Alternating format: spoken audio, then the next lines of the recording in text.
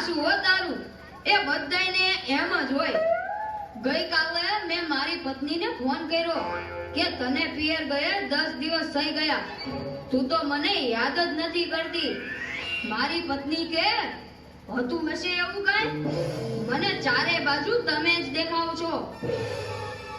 તુવેરની દાળમાં ચોખાના દાણામાં ઘઉંના લોટમાં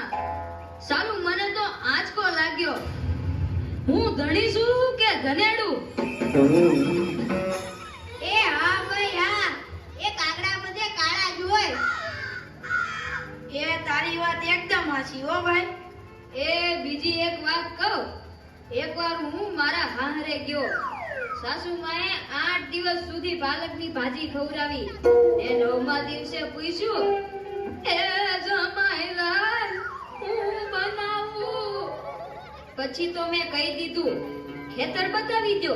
એ હું જાતે ચરી લઈશ ખરેખરી કરી તે તો અરે હું હમણાં મારી પત્ની સાથે શાક માર્કેટમાં ગયો કે ઈ મને કહે 2 કિલો વટાણા લાવ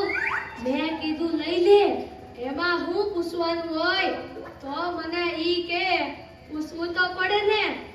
આ વટાણા ખોલવાના તો તમારે જ છે ને યો કરો વાત અરે બાયોની ક્યાં માંડો છો આજકાલની પડજાઓ પણ જુઓ ની મારી ટિંડોળના હાથમાં મોબાઈલ આવ્યો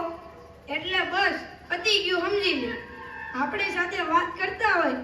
અને કોકનો ફોન આવે એટલે હાલવા જ માંડે એલા આપણે કાઈ ખેતરના ઉભેલા ઝાડિયા છીએ એને મન તો આપણે એવા જ હોય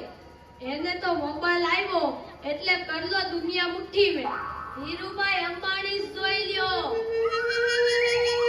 એમાંય આ જીઓ આવ્યો ત્યારથી છોકરાઓ તો આપણો જીવ લઈ ગયા છે અરે એનું નામ જીઓ નહીં પણ મરો એવું રાખવું જોઈતું તું એ મોબાઈલ આવ્યો એટલે કેમેરો ગયો એ મોબાઈલ આવ્યો એટલે ઘડિયાળ ગઈ એ મોબાઈલ આવ્યો એટલે બેટરી ગઈ મોબાઈલ આવ્યો એટલે ટપાલ ગઈ મોબાઈલ આવ્યો એટલે કોમ્પ્યુટર ગયું મોબાઈલ આવ્યો એટલે નિરાત ગઈ અને એમાંય જો આપણો મોબાઈલ આપણી ઘરવાળીના હાથમાં આવ્યો તો આપણે ગયા યો કરો વાત પેલા આ જીઓ ઉપરથી યાદ આવ્યું તમને ખબર છે હમણાં સુધી પછી પૈસા હાલતા હતા ઈ કોણે બંધ કરાવ્યા ઈ ખબર છે તમને કોઈને નથી ખબર ને સરકારે બંધ કરાવ્યા બીજું કોણ કરે એ નહીં ઈ પછી પૈસા એટલે પાવલી ઈ પાવલી આ જીઓ વાળા મુકેશ અંબાણીએ બંધ કરાવી એ કેવી રીતે જો હું કહું મુકેશ અંબાણીના લગ્ન થતા હતા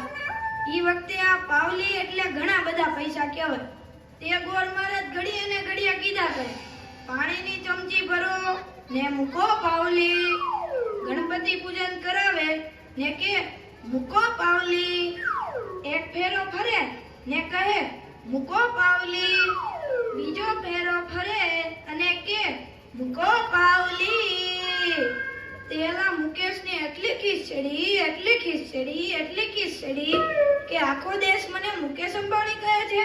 ને આ ગોળ મહારાજ મૂકો પાવલી કરે છે મોટો થઈને આ પાવલી બંધ ન કરાવું તો મારું નામ મુકેશ અંબાણી નહીં અને જુઓ એને બંધ કરાવી કે નહીં અને ઈ મોબાઈલ ને કારણે છોકરા કઈ બગડ્યા છે જાણે મોબાઈલ જ એનો બાપ ને એની માં નો હોય અને આપણા છોકરાની તો વાત જ ના થાય હો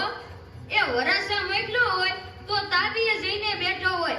અવેડાના ડાટા કાઢી નાખે એવા હોય કાલે મેં ઓયલા પહલાને કીધું કે તારો છોકરો પથ્થરના ઘા કરે છે કોઈને વાગી જશે પહલો મને કે ઈ મારો છોકરો નહીં ઈ તો મારો ભાણિયો છે મારો છોકરો તો તારા મૂઠમાં પાણી ભરે જો એ લાટા પાટા શણગાર કરીને સ્કૂલે મોકલો હોય ને ઘરે આવે ત્યારે પલળેલ કાગડા જેવો થઈ ગયો ટીનિયાને સાહેબે પૂછ્યું કે 15 ફળના નામ બોલ. ટીનિયો કે એક સફરજન,